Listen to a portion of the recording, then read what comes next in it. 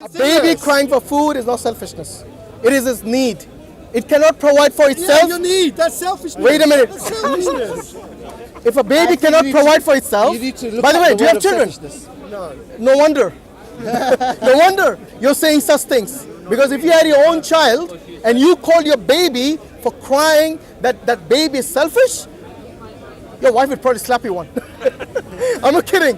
And this is what it is, you know, for you to understand a baby cannot provide for itself, and that one of the signs for the baby that it's hungry because it cannot even talk. It cries because it's showing the parents that it needs something. But you cannot claim it's sinless. You cannot claim it's sinless. By the way, you said Jesus did not cry. Only not. Did Jesus? Wait. Did Jesus? Let me ask you this: did Jesus soil himself when he was a baby? Bible doesn't tell us. But he says, but according to his fully, Depends what you mean. He's fully human, Depends right? What you mean by that? You said he's fully human, right? What does it mean? He certainly needs. So he did not cry. He did not soil himself. Did he actually eat? What does that mean? What Did do he you eat mean by food? soil himself? He defecated. He defecated. Well, that's not the, Oh, that's the a, same thing. I was trying to be It's polite. not quite the same thing. I was trying to be polite. No, because soil yourself is not quite the same thing. Really? Tell me the difference. The toilet. That's not soiling yourself. Hold on. That's not soiling yourself. I didn't say. I don't see. Go to the toilet by themselves. Yeah, exactly. When he says soil yourself. What church do you go to? Or which nursery does he go to? Forget the church. What church you go to? No, honestly, Douglas, You're certain things you say, you really have to think about before you say it. Because it doesn't, you don't look, I mean, it doesn't look like you're talking from common sense. You're talking from emotion then. Honestly, you are. Just in order to defend Jesus, you would do anything, you would deny anything. I haven't denied anything. Okay, so for you to say that he did not cry, just because it's not in the Bible? I didn't say he didn't cry. I said we don't know. I said we don't know if he cried or not. Okay, we don't know that he said he's God either. Did he ever say he's God? Not in that many. He didn't speak English. He didn't speak Okay, English. tell me in Hebrew what he said. He didn't say I am God. Or in Aramaic. Words. He didn't say I am God. So why do you say that he's God, even though he did not say? You see what you're doing there? One thing which is not in the Bible, like for example, he did not cry. You're saying he did not. It's possible that he did not cry. He claimed a title that the Jews would have understood as a divine title. Which is? Son of Man. Son of Man. Was Daniel called the Son of Man? Yes. Daniel. The book of Daniel? Yeah, that's in the book of Daniel. Okay, did the Jews believe that Daniel was a God? No. Then why would you say that he said the title, which the Jews will understand him to mean that he's God? Seriously? Daniel didn't have the title Son of Man. Maybe you should read the book of Daniel. It's in the book, yeah, I have read it. Daniel didn't have that title. You should read it again. Daniel 7, it's a divine being that has that title. And which divine being is that? The one that sits at the right hand of the Father. Which is? The second person of the Trinity, Jesus. Okay. So saying, by the way, which man was he the son of? It's a title. Yeah, exactly. A title has to have a meaning, right? When I say I'm a director of a company, it means something. So when he says Son of Man, what do you understand by it? The Jews understood it as a divine title. Did the Jews? The Jews convicted Jesus of blasphemy because he's claimed it for himself, and they crucified him for it. Actually, I agree with that. In John 10:30, when he says, I and the Father are one. I wasn't talking about John 10:30. No, but that's what I'm saying. That is where they claim blasphemy with regards to Jesus. No, I'm talking about Matthew 26. Matthew 26? Okay, what did he say? What did Jesus say? At his trial, yeah, he claimed the title Son of Man for himself. Shall I read it? Read it, go on. And make sure you read John 10:30 after that. You brought that up. No, because you brought that up. I didn't bring that up. The reason I brought it up is because of the claim that the Jews made with regards to Jesus, that he being a mere man is claiming that he and the Father are one. And they said you're blaspheming. It's very clear in John 10:30. But then in John 10:34, when he says that he is just claiming to be the Son of God. Just because an example of Jesus saying something is not him claiming to be, it's not an example of him claiming a divine title, and you bring that up, doesn't mean there's some other example that I brought up. What I really wanted to see, claiming a divine title, which proves he's God. Douglas, what I really wanted to see is Jesus claiming that he's God, unambiguously, clear-cut, like it is in the Old Testament, when Yahweh said there is no God besides him. Yes, this is called clear-cut. Who are you to make demands of God? I'm not demanding. I'm saying if Jesus is indeed God, then he should have made it clear. Why? You're demanding of God. Okay, so who are you to do that? Okay, so when Jesus clearly said that he's God, do you deny that? I'm not sure it's clear, but it's very clear. I go to my God, and your God. What does my God mean? His relationship with the Father is different to Mary's relationship with the Father. He already mentioned I go to my Father before that. So he says, I go to my His Father. relationship, yeah. Well, God in that sense means the Father. Douglas, his relationship to the Father. Douglas, listen to the verse first. Is in John 20, verse 17. He says, I go to my Father. I've not yet ascended. Yes. Now go to my brethren. Tell them I go to my Father and your Father. So he already made the relationship between him and the Father clear. That is his Father and the Father of those brethren of his, the people of the Jewish people. So wait, let me finish. And the next statement he makes is very clear as well. I go to my God and your God. So his God and the God of Mary Magdalene and the God of his brothers, the believers, is the same. When he says my God, what do you understand by it? So I brought up this verse. This verse shows that he's God. That's fine, read it. You brought up other verses. No, I'm telling you which all don't show that he's God. That doesn't prove he's not God. I'm telling you the explicit verses which you're denying for some reason. I'm not denying that. Most Christians, what they do is from my... Sorry, I brought up this verse. Most Christians I spoke to here... You've talked about other verses. But this verse shows that he's God. No, it doesn't. This verse clearly It doesn't. shows that he's God. When it's clear, then it should be something similar to what he says in the Old Testament. They crucified him. Really? It was so clear. By the way, who crucified him? It was so clear. Hold on, who crucified him? The Romans crucified him. Did the Romans say we crucified him for blasphemy? The Romans crucified him because the chief priests asked him to, because he committed blasphemy. No, it wasn't for blasphemy. Maybe you should go and read the history of Jesus Christ being crucified. I agree it wasn't blasphemy. So why are you claiming it is? It's a non-God claiming to be God. Jesus was God claiming to be God, so it wasn't blasphemy. You know, the Romans didn't care whether they blasphemed or not. The Romans, the last thing, they wanted to quiet. make sure that someone who's... quiet. You know what was the main reason they actually gave? Is he's claiming to be the king, or rather the people are assuming that he's claiming to be the king of the Jews. That becomes political now. So it is a political reasoning that the Romans gave for crucifying him.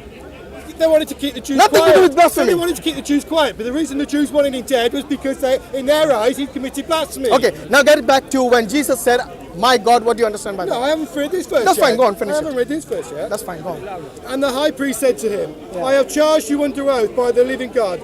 Tell us if you are the Christ, the Son of God. And this is Jesus speaking. Yes, it is, as you say, Jesus replied. But I say to all of you, in the future you will see the Son of Man sitting at the right hand of Mighty One and coming on the clouds of heaven. Then the high priest tore his clothes and said, he has spoken blasphemy. Why do we need any more witnesses? Okay. So when he says right hand of the Mighty One, who is the Mighty One? The Ancient of Days. Now who is the Mighty One? In the passage of Daniel. In that passage, who is the Mighty One? The Ancient of Days. No, I'm not asking you when, I'm asking you who. Listen to the question again. That's the title he's given in the Daniel passage, the Ancient of Days. Listen, once again, who is the Mighty One? On the right hand side of the Mighty One. In that passage in Daniel, that person has the title, the Ancient of Days. I didn't ask you the title. I asked you who it is. Who else? Yeah, the Ancient of Days. Why don't you say it's God?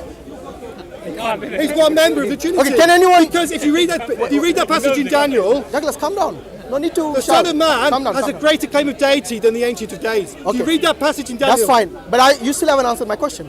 Who is this Mighty One in the Ancient of Days? The Ancient of Days. Yeah, who was that? The first person of the Trinity. And who is that? The Father. Finally! if only you said that earlier. Okay, so is the Mighty One... That's my interpretation. Wait. It's my interpretation is the Father. The passage says the Ancient of Days. That's fine. So is my interpretation the Father. Okay, so we are in sync now.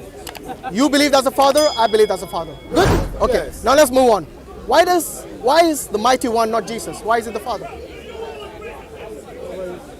So, you need to look at the passage. Go on, look at it. $1 million question.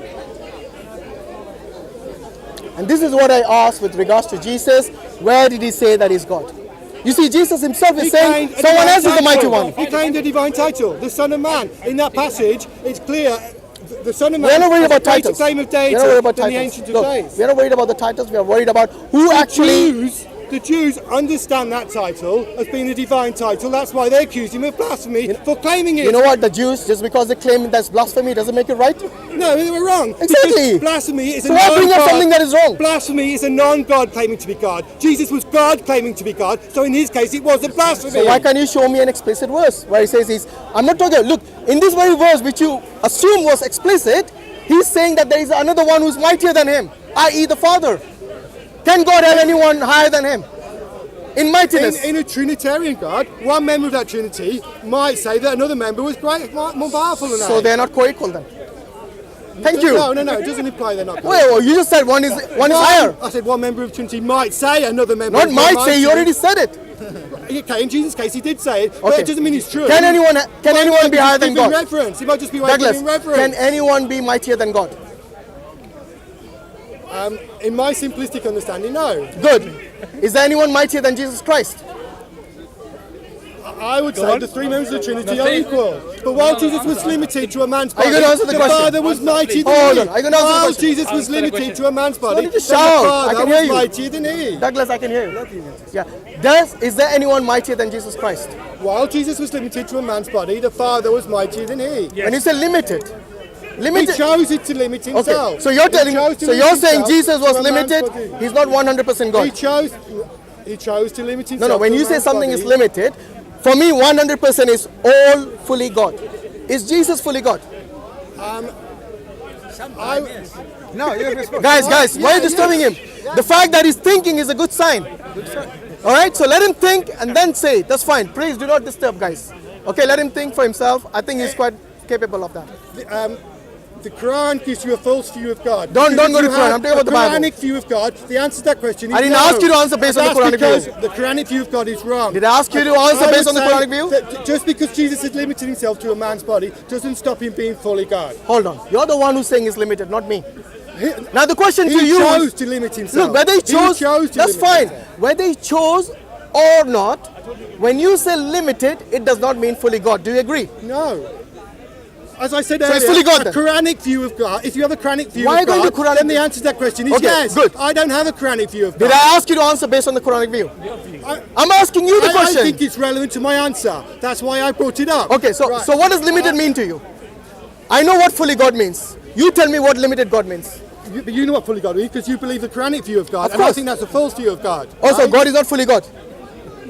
The Quranic view of God is wrong. That's my point. How is The it Quranic wrong? view of God How is is God being fully teaches God you wrong? fully God- How is God being the fully Quranic view God of wrong? God is wrong because it teaches you a false nature of what God is like. Which is what? Give me one thing that is false in the Quran about the nature of God. You claim that Allah is almighty or powerful or glorious. Or, And that is not God? Seriously? but the problem with that is it has inbuilt limitations. How?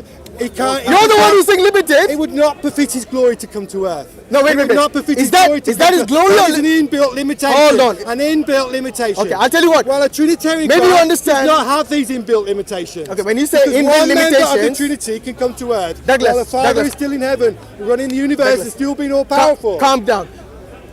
When you say inbuilt limitation, coming to earth, is that his glory or his limitation? Sorry. Coming to earth, becoming a man, becoming weak, dying by his own creation, is that his limitation or his His glory? glory was veiled. His Okay, glory was so veiled wait, while he was a man. would you say that is his limitation or is that his mightiness?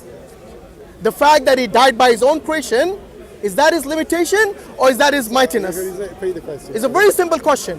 When I say Sorry, God is I need to almighty, take my listen, head. Sorry, I need to listen, concentrate. Douglas, yeah, you I need need to to really concentrate. concentrate and focus on, so I'll repeat the question once again. please. When I say almighty God, I mean all-powerful God, someone who is basically capable of things which the creation is not. For example, he knows everything, the creation doesn't know everything. The fact that he doesn't die and the creation dies is another of his mightiness, which the creation doesn't have. Wait, I haven't finished. You need to understand from where I'm coming from. I don't So accept when you die. say, I don't think die is a relevant point here. really? Why not? Did God not say that he's immortal? Because we think of die as being an end. No, that is called we cease to think of exist. death as being an end. Well, death is When a did I transition. say- when did- when did I say death means- But that's what people think. It's natural to think of death. Why as don't an you end. ask me what But it is that means? a correct understanding of Instead death? of you death assuming- is a transition. Listen, instead of you assuming what I mean by death, why don't you ask me? What do you mean by death? Death doesn't mean cease to exist. Death means separation of the body and the soul. Okay, do you agree? But Good. people. Wait, Douglas, do you agree with that definition? Yes, I agree with that Good. definition. So do not ever say, but death I mean cease to exist. No, my point was that when you say death, people think ceasing at an end. No, I think most people that, here know what but- that means. but it means a transition. Okay, most people know what that means. Immortal means someone who does not die. Do you agree with that definition? Or are you going to redefine that? When I looked up the word immortal in the dictionary, it didn't quite mean the same as what you mentioned. What did the dictionary say about the word It was a immortal? long time ago, I can't remember. Shall I point it out to you if you want? Death means someone who does not die, Sorry, someone who's not subject to death. That was one of the definitions. It has other meanings too. Okay, it has other meanings too. That's not the only definition of the word. I know there are other meanings, but that is metaphorically speaking. For example, no, that's fine. There are other meanings. For example, someone who paints a picture. Yes? Immortal. Yes, they have immortalized the person in the picture. okay. That is a way of saying in English. Yes, okay. Now this is metaphorically speaking. But literally when you talk about death, listen. Literally when you talk about death, yes, it doesn't mean you cease to exist. It means you stop breathing. It means your body and your soul have now separated. That is what death generally means. Fishes don't breathe and they can die, so I don't think. I'm not talking about fishes, I'm talking about human beings. Okay, so What's the main point? the main point here is that Jesus cannot be God because he died. But can God lay aside his majesty and take on a human form and come to earth? Can Okay. God do that? If God does that, will he still remain God? Absolutely. In the Christian concept, yes. No, when you say Christian concept, according to the Bible, God said that he's immortal. Yes. What do you understand by that? He's all powerful, he's mighty, he can do anything he wants to do. You know, you said everything except he's not subject to death. But if God laid aside, No. Listen, what does the word immortal mean? Let's take this step at a time. you tell. Okay, for me, it means someone who does not die. Someone who is not subject to death. Do you agree with that? yes, Did Jesus die? he died on the cross, yes. Was he subject to death? Yes, Was he mortal? yes. Thank you, I rest my case. But in a sense though, what the Bible describes God, what Christ did on the earth, he laid aside his majesty, he took on a form of a human body. Yeah. In his humanity he died, but he had divine attributes as well. So the Bible says... Wait, when you say in his humanity he died, so who died for you, the flesh or the second person of the Trinity? So this is Who died for you? Jesus Christ out of the cross. No, when you say Jesus Christ, okay, because he did have flesh. In his humanity, he when you died, say yes. in his humanity, you mean his he flesh, died, right? yeah. Okay, is the flesh part of Jesus Christ? Yes. Part of the Trinity? Yes. Think about it before you answer. It's a very crucial question. When you say the flesh died, is the flesh part of the Trinity? When Jesus Christ took on human flesh, Yes. 2015 years ago, Yeah. yes. When Okay. Christ died on the cross, So the flesh he died is as humanity. part of the Trinity. When Christ took on human form, Yes, that's what I'm saying. Yeah. The flesh part It's fully of, God, okay. fully human, That's yeah. fine. When you say fully God, yes, to me fully God means the full attributes of God. yeah. When you say put aside, means the full attributes of God are not present. Do you agree with that? The way the Bible describes what Christ did when he came to earth, Yeah. he laid aside certain things about what he could do. No, So for but instance, did you understand the question I asked you? I understand the question, Okay, yeah. the question is, the full attributes of God, if they are not present, can you still call him fully God? It's not that it's not. Richard, you can come in, no problem. That's fine. I don't mind. my friend. I don't mind the three against one. All right. Conversation. He's my friend as well. Oh, good. I know him. That's why I call his name. All right. So once again, the question is this: when you say the full attributes of God, to me that is fully God. When you say something, for example, one of the attributes of God is his immortality.